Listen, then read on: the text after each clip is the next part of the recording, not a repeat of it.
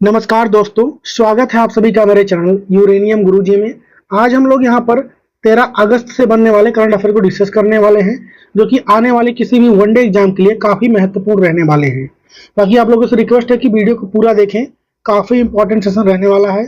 और जिनको भी क्विज या फिर डेली पीडीएफ चाहिए होता है, टेलीग्राम चैनल ज्वाइन कर ले। लिंक डिस्क्रिप्शन में इस नंबर पर व्हाट्सअप करने पर भी प्रोवाइड कर दिया जाएगा। और अगर चैनल पर पहली बार विजिट कर रहे हैं, सब्सक्राइब जरूर कर लें। चलिए शुरू करते हैं सेशन। पहला क्वेश्चन है कि हाल ही में किसने दिल्ली एनसीआर में सड़कों से सभी आवारा कुत्तों को हटाकर एनिमल शेल्टर में रखने का आदेश अभी हाल ही में किसने दिया है? तो ये हुआ है दिल्ली में अभी हाल ही में। सुप्रीम कोर्ट ने आदेश दिया है दिल्ली सरकार को। कौन कौन से हैं उसमें? दिल्ली सरकार को अभी हाल ही में आदेश दिया है कि जितने भी कुत्ते गलियों में घूम रहे होते हैं उनको हटाया जाए वहां से और एनिमल शेल्टर में डाला जाए। दिल्ली सरकार, साथ में एमसीडी और इनके साथ में एनडीएमसी, इन तीनों से ये बात कही गई है। तीनों मिलकर ये सब करने वाले हैं। कितने दिन का मौका है? तो 8 हफ्ते के अंदर। 8 हफ्ते के अंदर इनको 5000 से ज्यादा मतलब रहने के लिए एनिमल शेल्टर बनाने पड़ेंगे। एनिमल शेल्टर इनको 5 हफ्ते मतलब 8 हफ्ते के अंदर बनाना है और उसमें इन कुत्तों को शिफ्ट किया जाएगा।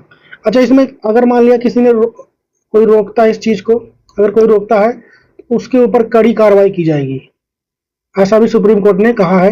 अगर इस चीज को कोई एनिमल लवर है, इसको रोक रहा है इस चीज को, तो उसके ऊपर भी कड़ी कार्रवाई की जाएगी। इसके लिए एक विशेष बल बनाया जाए, सुप्रीम कोर्ट ने ऐसा कहा है। तो विशेष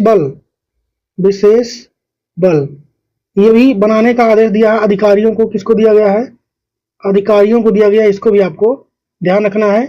ये सब सुप्रीम कोर्ट ने कहा है।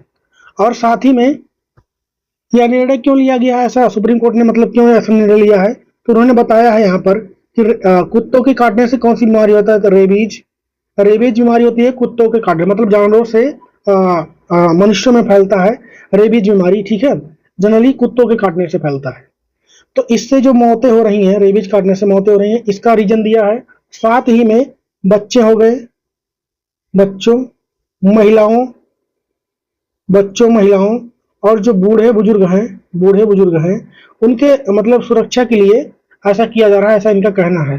साथ ही में यहाँ पर एक और आदेश दिया गया है, जितनी भी अदालत हैं देश के, ठीक है, अदालत परिसर जो होता है, अदालत परिसर जहाँ पे अदालत होता है, वहां पे जो भी भोजन का दुरुपयोग हो रहा है, मतलब इधर उधर फेंक दिया जाता है, बचे हुए भोजन का उचित निपटान करना है। क्या करना है यहाँ पर? बचे हुए भोजन का उचित निपटान, मतलब ऐसे कहीं भी ना फेंके। इससे क्या होता है, कुत्ते वगैरह भी परिसर में आ जाते हैं वहां पर, तो उससे मतलब काटने का खतरा बढ़ जाता है। तो ये सुप्रीम कोर्ट ने कहा है, दिल्ली एनसीआर में ये लागू होने वाला है। और किसने कहा? तो सुप्रीम कोर्ट ने। आप लोग कमेंट में बता सकते हैं कि कई जगहों पर इसके लेकर प्रोटेस्ट हो रहा है, इसलिए मैंने इस क्वेश्चन को ले लिया। ठीक है, और बाकी आप लोग बताइए कि ये सही डिसीजन लिया है, गलत लिया है, आपका पॉइंट ऑफ व्यू क्या है। बाकी हम लोग अगले क्वेश्चन पे चलते हैं।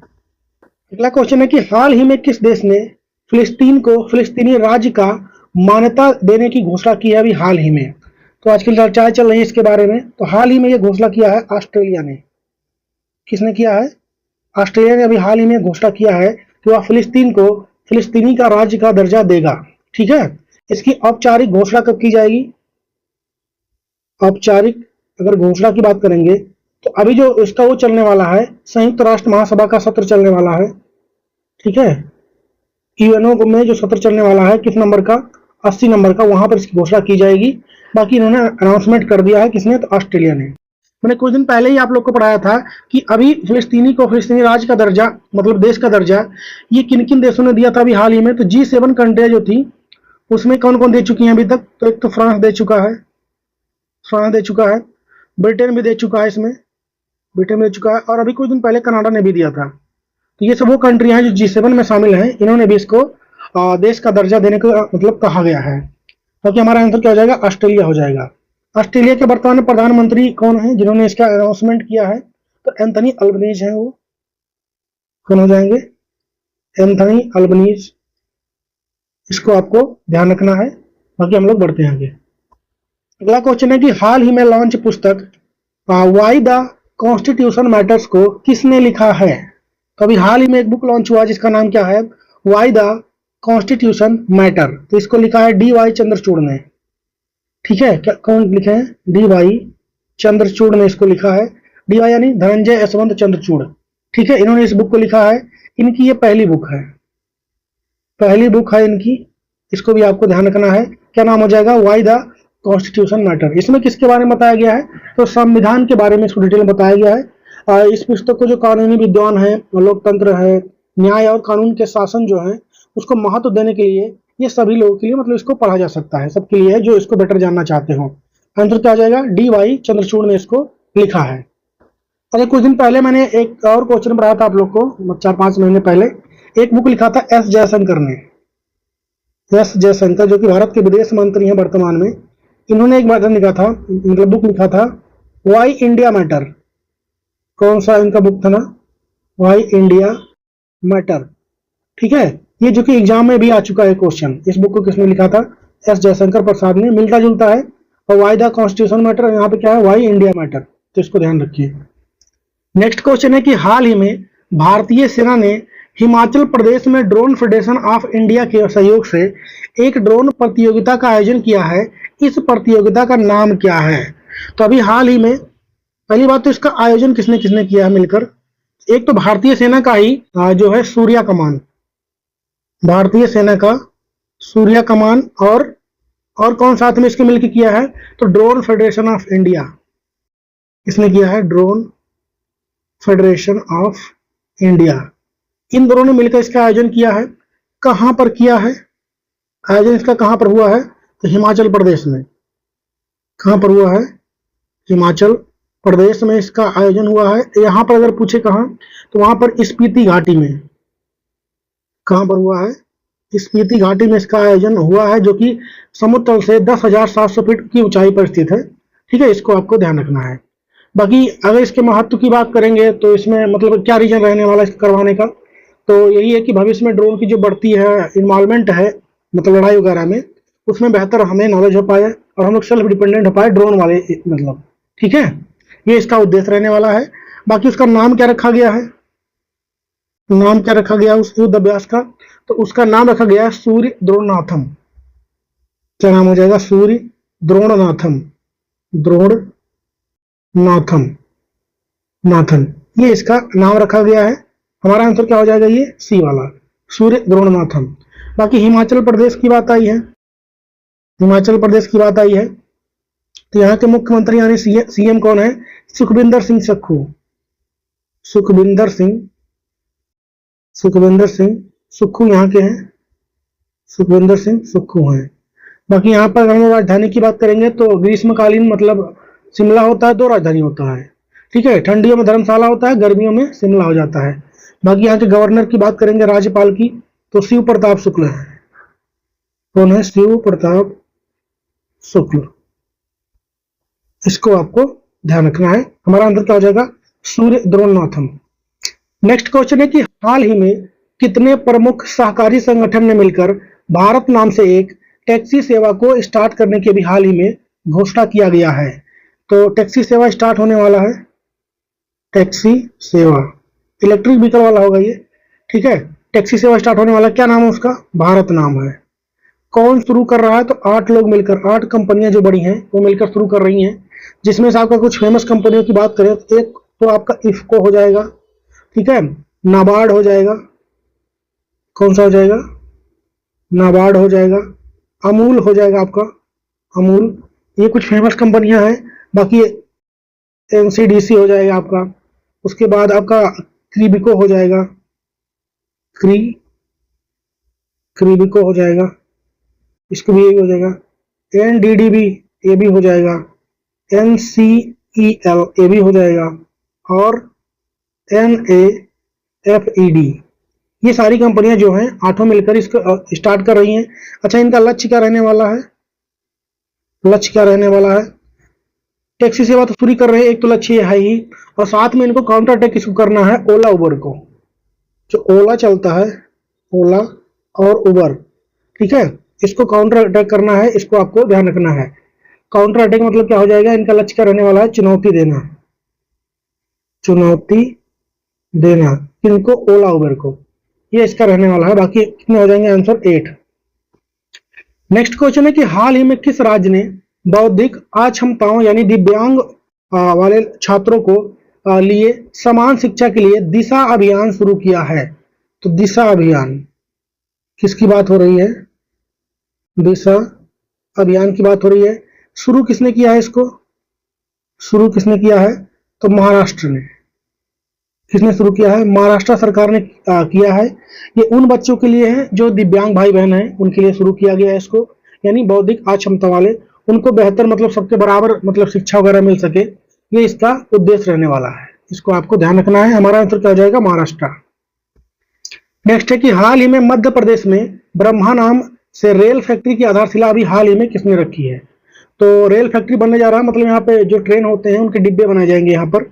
तो इसकी आधारशिला पहली बात तो कब रखी गई है? 10 अगस्त 2025 को। ठीक है। शिलान्यास किसने किया इसका? शिलान्यास किसने किया, उद्घाटन किसने किया है? तो डिफेंस मिनिस्टर है वर्तमान में राजनाथ सिंह। राजनाथ सिंह इन्होंने इसका उद्घाटन किया है, इसको आपको ध्यान रखना है। बाकी ये जो ब्रह्मा नाम है इसका फुल फॉर्म भी जान लीजिए आप लोग। ये जो नाम रखा गया है ब्रह्मा मतलब क्या हो जाएगा? BEML। ठीक है। Rail manufacturing unit. Rail manufacturing unit, ये इसका फुल फॉर्म हो जाएगा। ठीक है। ये कहां पर बन रहा है? तो मध्य प्रदेश में। कहां पर? तो मध्य प्रदेश में। मध्य प्रदेश कौन सा जिला हो जाएगा? रायसेन जिला। रायसेन जिला में ये बन रहा है। गांव का नाम पूछे तो उमरिया गांव। यहां पर क्या है? उमरिया गांव। ठीक है। यहां पर इसको बनाया जाएगा। बाकी इसमें लागत की बात करेंगे, मेन चीज पैसा होता है। खर्चा कितना आ रहा है? तो 1800 करोड़ रुपए। 1800 करोड़ रुपए की लागत इसमें आने वाली है। यहां पर होगा क्या? यहां पर होगा क्या? तो किन के डिब्बे बनाए जाएंगे? तो आपका वंदे भारत ट्रेन जो हो गया, वंदे भारत ट्रेन का डिब्बे बनेंगे यहां पर। अमृत भारत, अमृत भारत इस ट्रेन के डिब्बे बनेंगे। और जो मेट्रो नहीं होता है, मेट्रो ट्रेन, इनके भी डिब्बे यहां पर बनाए जाएंगे। बट डिब्बे यानी कोच, कोच का निर्माण यहां पर किया जाएगा। तो ये सारा इसके बारे में हो गया। हमारा आंसर क्या हो जाएगा? राजनाथ सिंह। नेक्स्ट क्वेश्चन है कि हाल ही में सीमा पार से मादक पदार्थों की तस्करी पर अंकुश लगाने के लिए बाज अख नाम से एंटी ड्रोन प्रणाली ये किसने तैनात किया है? तो अभी एंटी ड्रोन प्रणाली क्या नाम है इसका? बाज अख। बाज अख इसको किसने अभी हाल ही में तैनात किया है? तो पंजाब सरकार ने। किसने तैनात किया है? पंजाब सरकार ने इसको तैनात किया है। ठीक है। इसका उद्देश्य क्या रहने वाला है? क्या कारण है इसका? कारण क्या रहने वाला है? तो कारण यह रहने वाला है कि नशीले जो पदार्थ हैं, क्या हो जाएगा आपका? नशीले पदार्थ, ड्रग्स वगैरह हो गया, हेरोइन हो गया। ठीक है। साथ में जो हथियार की तस्करी होती है, बॉर्डर पार से हथियार तस्करी, ठीक है, इनको रोकना इसका उद्देश्य रहने वाला है। तो इसका रोकना इसको उद्देश्य रहने वाला है नशीले पदार्थ और हथियार की तस्करी। स्पेशली जो है नशीले पदार्थ वहां पर बहुत ज्यादा सप्लाई हो रहे हैं। बाकी पंजाब की बात करेंगे। पंजाब जो है ये पाकिस्तान बॉर्डर पे लगाया जा रहा है, क्योंकि पाकिस्तान से 553 किलोमीटर का बॉर्डर जो है साझा करता है कौन? पाकिस्तान। तो किन किन एरिया में इनके यहाँ पे लगने वाला है मतलब इस बाज अख को तैनात किया गया है? तो एक तो आपका अमृतसर हो जाएगा, यहाँ पर कौन हो गया? अमृतसर हो गया। ठीक है। पठानकोट हो गया, पठानकोट हो गया, फिरोजपुर हो गया, फिरोजपुर हो गया, उसके बाद गुरदासपुर हो गया। ये कुछ इंपॉर्टेंट जगह है जहां पर इसको तैनात किया जा रहा है। बाकी और जगहों भी तैनात किया जा रहा है। रीजन पता चले गया, नशीले पदार्थ और हथियार की तस्करी को रोकने के लिए। किसके साथ ये जो बाज अख है किसके साथ शुरू किया जा रहा है? तो इसको BSF भी इसमें हेल्प करेगा। BSF के साथ मिलकर इसको भी आपको ध्यान रखना है। हमारा आंसर क्या हो जाएगा? पंजाब गवर्नमेंट। अगला क्वेश्चन है कि 15 नंबर की हॉकी इंडिया सब जूनियर पुरुष राष्ट्रीय चैंपियनशिप 25 वाला किसने जीत लिया है? देखिए कोई स्पोर्ट वाला क्वेश्चन है तो उसमें 3-4 चीजें इंपॉर्टेंट होती है। एक तो कहाँ हुआ है, जीता कौन है, हारा कौन है। ठीक है। अगर क्रिकेट वगैरह है, अगर इंपॉर्टेंट टूर्नामेंट है तो मैन ऑफ द मैच कौन हुए हैं, ये सब भी इंपॉर्टेंट रहता है। तो पहली बात तो इसका आयोजन कहाँ पर हुआ है? कहाँ पर हुआ है? चेन्नई में। कहाँ पर हुआ है? चेन्नई, तमिलनाडु में। इसको आपको ध्यान रखना है। जीता कौन और हारा कौन? तो जीता कौन है? तो इसको पंजाब जीता है। कौन जीता है? पंजाब। और हराया किसको पंजाब ने? तो झारखंड को। इसको हराया है झारखंड को, तो इसको आपको ध्यान रखना है। हमारा आंसर क्या हो जाएगा? पंजाब। नेक्स्ट क्वेश्चन है कि हाल ही में हाथियों की मदद के लिए दुनिया को एक साथ लाना थीम के साथ विश्व हाथी दिवस 25 वाला ये कब मनाया गया है? तो अभी हाल ही में मनाया गया है, ये 12 अगस्त को मनाया जाता है। कब मनाया गया है? 12 अगस्त को मनाया गया है। इसकी शुरुआत कब होती है, मतलब कब से ये मनाया जा रहा है? 2012 से मनाया जा रहा है, इसको आपको ध्यान रखना है। बाकी इस बार का थीम क्या हो जाएगा? तो इस बार का आपका थीम क्या है? Bringing the world together to the help of elephant, ये इसका थीम है, यानी हाथियों की मदद के लिए दुनिया को एक साथ लाना इसका थीम रहने वाला है, ये आपको ध्यान रखना है। इस बार जो इसका सेलिब्रेशन हुआ है, कहां पर हुआ है? तो कोयम्बटूर में हुआ है। कहां पर हुआ है? कोयम्बटूर, जो कि तमिलनाडु, ठीक है, तमिलनाडु वन विभाग के सहयोग से हुआ है। इसको भी ध्यान रखना है आपको, कोयम्बटूर में हुआ इसका आयोजन इस बार। बात करेंगे भारत का राष्ट्रीय धरोहर पशु। भारत का राष्ट्रीय